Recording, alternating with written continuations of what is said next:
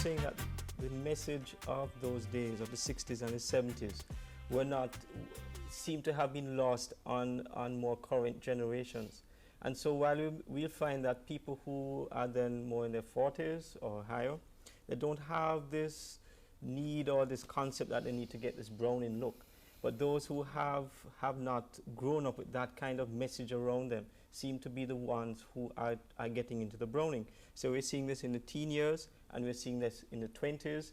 But as one gets older, I think those people, that older age group, had that message in their mind. And so they don't have that concept. So I think what was mentioned then, it seems to be a message that has to be passed on from generation to generation, so that we need to instill in those positive thoughts in those who are coming up, same way how we got it in the 60s and the 70s, and many older people will remember that message. So we have to pass it on to the others.